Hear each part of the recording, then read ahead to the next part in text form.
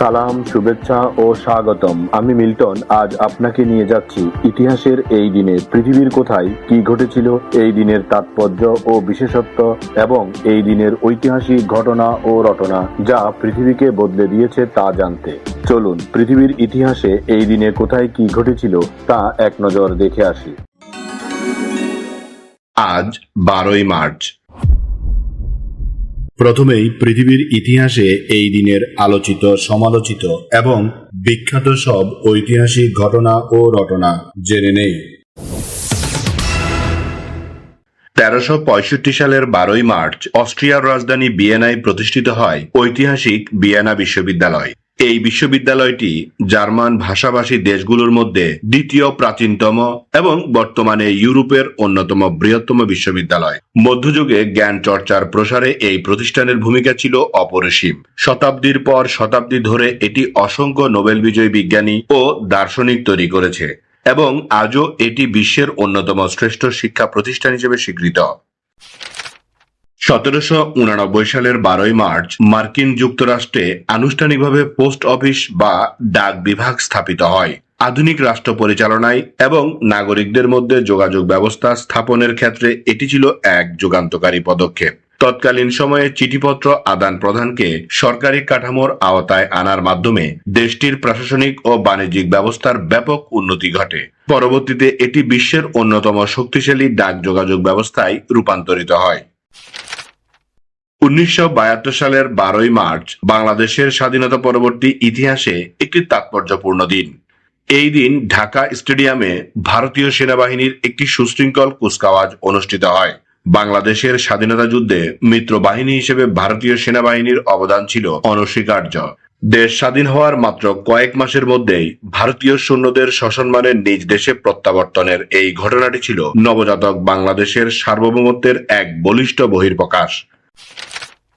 1989 সালের 12ই মার্চ আধুনিক সভ্যতা বদলে দেওয়ার প্রযুক্তির নাম ওয়ার্ল্ড ওয়াইড ওয়েব এর যাত্রা শুরু হয়েছিল।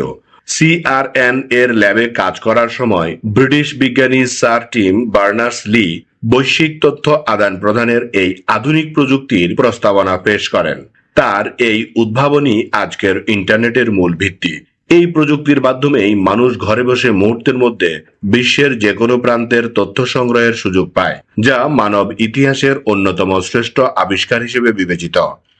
এবার জেনে নেই এই দিনে জন্ম নেওয়া কিছু কিংবদন্তি ও অসাধারণ মানুষের কথা।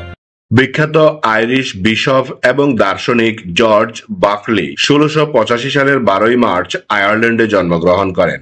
তাকে আধুনিক দর্শনের ব্যক্তিনিষ্ঠ ভাববাদ এর অন্যতম প্রধান প্রবক্তা মনে করা হয়। তার বিখ্যাত তত্ত্ব হল অস্তিত্ব মানেই প্রত্যক্ষ হওয়া। বিজ্ঞানের ইতিহাসে আলোর প্রকৃতি এবং মানুষের দৃষ্টিশক্তির মেকানিজম নিয়ে তার গবেষণা ছিল অত্যন্ত উন্নত। ক্যালিফোর্নিয়া বিশ্ববিদ্যালয় তার নামেই নামকরণ করা হয়েছে, যা দর্শনে ও বিজ্ঞানে তার গভীর প্রভাবের প্রমাণ দেয়। লিবিয়ার আধুনিক ইতিহাসের অন্যতম রূপকার মুহাম্মদ ইদ্রিস আল সেনুসি 1889 সালের 12ই মার্চ জন্মগ্রহণ করেন। তিনি ছিলেন লিবিয়ার একমাত্র বাদশাহ।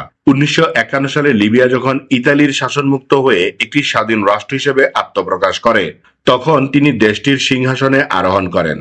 1969 সালে মুয়াম্মার গাদ্দাফির নেতৃত্বে এক সামরিক অভ্যুত্থানের মাধ্যমে তার রাজতন্ত্রের অবসান ঘটে। তবে লিবিয়ার স্বাধীনতার সংগ্রামে তার অবদান ইতিহাসের পাতায় স্বর্ণাক্ষরে লেখা আছে।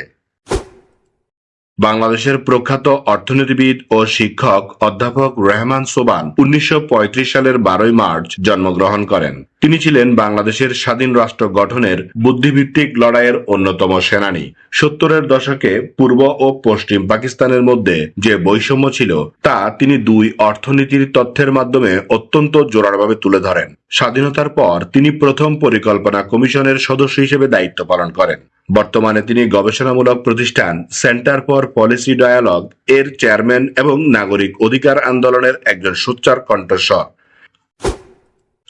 বর্তমান সময়ের অন্যতম জনপ্রিয় সঙ্গীত শিল্পী শ্রেয়া ঘোষাল 1984 সালের 12ই মার্চ ভারতের মুর্শিদাবাদে জন্মগ্রহণ করেন। মাত্র 4 বছর বয়স থেকে গানের হাতে গড়ি হওয়া এই শ্রেয়া ঘোষাল 2000 সালে একটি রিয়েলিটি শোর মাধ্যমে গানের জগতে আত্মপ্রকাশ করেন। 2002 সালে দেবদাস সিনেমার মাধ্যমে বলিউড প্লেব্যাকে তার অভিষেক ঘটে, যা তাকে রাতারাতি তারকা খ্যাতি এনে দেয়। বাংলা, হিন্দি ছাড়াও ভারতের অসংখ্য ভাষায় তার গাওয়া গান কোটি মানুষের হৃদয় জয় করেছে। 5টি জাতীয় চলচ্চিত্র পুরস্কার এবং অসংখ্য সম্মাননায় ভূষিত শ্রেয়া ঘোষালকে বর্তমান প্রজন্মের সেরা গায়িকা হিসেবে গণ্য করা হয়। স্মরণ করছি এই দিনে চলে যাওয়া কিছু কিংবদন্তি ও অসাধারণ মানুষের কথা। প্রখ্যাত পণ্ডিত ও প্রাবন্ধিক ক্ষিতিমোহন সেন 1960 সালের 12 মার্চ শান্তিনিকেতনে মৃত্যুবরণ করেন। তিনি ছিলেন বিশ্বভারতী বিশ্ববিদ্যালয়ের উপাচার্য এবং রবীন্দ্রনাথ ঠাকুরের অত্যন্ত ঘনিষ্ঠ সহযোগী। ভারতের মধ্যযুগীয় সন্ত ও বাউলদের সাধনা এবং তাদের সাহিত্য নিয়ে তার গবেষণা ছিল বিশ্বমানের। বিশেষ করে কবিরের দোহা এবং বাংলার বাউল গানকে তিনি শিক্ষিত সমাজের কাছে তুলে ধরেছিলেন। নোবেলজয়ী অর্থনীতিবিদ অমর্ত্য সেন তার ওই পৌত্র। ভারত তত্ত্ব, সংস্কৃতি ও লোকায়ত ধর্মের গভীরে গিয়ে তিনি যে কাজ করে গেছেন তা আজও গবেষকদের পথ দেখায়। কালজয়ী কথা সাহিত্যিক সমরেশ বসু 1988 সালের 12 মার্চ পরলোক গমন করেন। বাংলা সাহিত্যে তিনি ছিলেন এক অনন্য বহুমুখী প্রতিভার অধিকারী। তিনি কালকূট ছদ্মনামে যেমন অমৃত কুম্ভের সন্ধানের মতো আধ্যাত্মিক ও ভ্রমণধর্মী ধ্রুপদী সাহিত্য রচনা করেছেন, ঠিক তেমনি সমরেশ বসু নামে বিভর বা প্রজাপতির মতো উপন্যাসে নাগরিক জীবনের জটিলতা ও মনস্তত্ত্বকে অত্যন্ত সাহসিকতার সঙ্গে ফুটিয়ে তুলেছিলেন। তার লেখা ছোট গল্প ও উপন্যাসগুলো বাংলা সাহিত্যের মোড় ঘুরিয়ে দিয়েছিল। 1980 সালে তিনি সাহিত্যে একাডেমি পুরস্কার লাভ করেন। প্রখ্যাত ভারতীয় বাঙালি চিত্রশিল্পী গণেশ পাইন 2013 সালের 12 মার্চ মৃত্যুবরণ করেন। তাকে আধুনিক ভারতের অন্যতম শ্রেষ্ঠ ও প্রভাবশালী চিত্রশিল্পী হিসেবে গণ্য করা হয়। তার চিত্রকলায় এক ধরনের বিষণ্ণতা, মৃত্যুচিন্তা এবং রূপকথার রহস্যময় আবহের এক অদ্ভুত সংমিশ্রণ দেখা যায়। তিনি টেম্পেরা পদ্ধতিতে ছবি আঁকায় বিশেষ পারদর্শী ছিলেন এবং তার কাজে আলো ছায়ার খেলা দর্শকদের এক পরাবাস্তব জগতে নিয়ে যেত।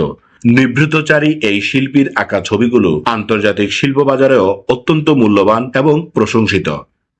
এই দিন আমাদের জীবনের ঐতিহাসিক, প্রাকৃতিক, শৈল্পিক, সাংস্কৃতিক, সাহিত্যিক, রাজনৈতিক, বিজ্ঞান, গবেষণা, আন্দোলন, উৎসব, অর্জন, খেলাধুলা, সুখ দুঃখ, হাসি কান্না, আনন্দ বেদনা, পাওয়া না পাওয়া, মায়া মমতা, ভালোবাসায় ভরা সুখকর স্মৃতিময় একটি সুন্দর দিন। চলুন এই দিনটি উপভোগ করি।